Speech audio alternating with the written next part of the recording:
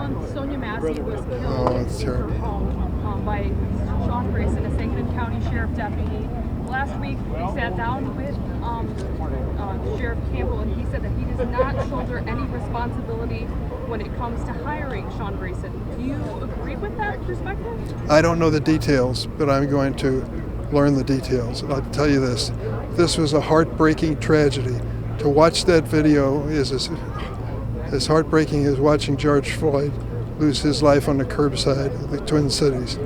I grieve for this poor woman who was suffering from mental illness, needed a helping hand, and instead she invited the sheriff's office into her home to protect her and her family and ended up giving her life.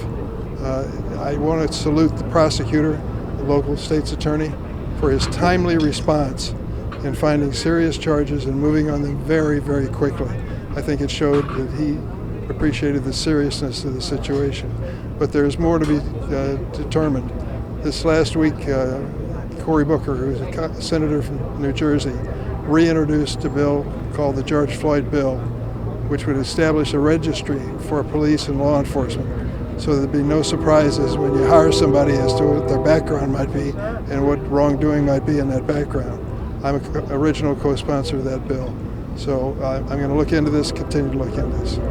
Senator, in deciding not to seek re-election, President Biden talked about passing the torch. Obviously, you have a re-election coming up in 2 years. Do you plan to seek re-election? Well, I have not made a final decision on that, and I'll let you know when to do. Senator, there seems to be a growing movement among some of the Harris campaign and national Democrats to get Republicans on board with Kamala Harris, like Jim Edgar, Adam Kinzinger. They're all part of this effort, Joe Walsh. How important is it to pull Republicans away from the GOP platform in order to be successful? I think it's helpful. I think it's very helpful. There are many Republicans, and many of them voted in the primary against Donald Trump, who don't believe he's the future of their party or should be. They believe instead that there should be different leadership from the MAGA leaders of Donald Trump. And when they express that publicly, it strengthens Kamala Harris. Senator, if I'm sorry, were you finished? Were you finished Yes. with that response? Okay. Yes. If I could bring it back to the vice presidency, what makes a good vice president? Someone who's a heartbeat away from the presidency, who people look at and say that's a credible leader in times of emergency in the United States. Doesn't sound like a step up if you're the governor of a big state like Illinois or Pennsylvania. Well, it depends on your point of view. To be asked to run for vice president and to be that close to the highest political power in our nation for at least 4 years is a rare opportunity. Impact on Illinois if we have a vice president, JB?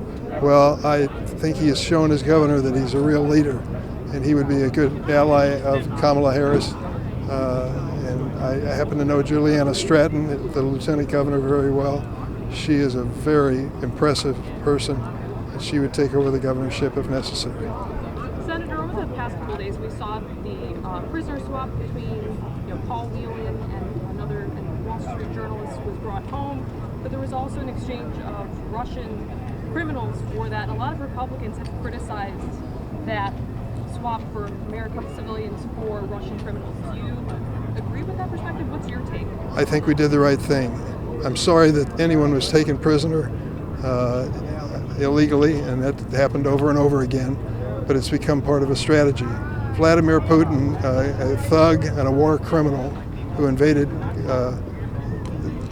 Ukraine and God knows where else, is going to use every single tactic he can think of to put pressure on the United States. In this situation, he wanted a convicted assassin as part of the exchange. I'm sorry we had to give that, but that was the only way to bring the Americans home, and I agree with that as a strategy. Senator, what are your thoughts on the Secretary of Defense revoking the plea agreement in the 9/11 case? Well, it's rare that I publicly disagree with him because I think Secretary Austin's doing a great job. But the prisoners remaining in Guantanamo have been there for over 20 years. There has been no successful effort by any military commission to prosecute those who have been accused of terrorism. What happened on 9/11, of course, is horrendous. But the bottom line is a military commission is not going to end up with a death penalty. It's just not going to happen. And I think this idea of moving for a life sentence was a good compromise.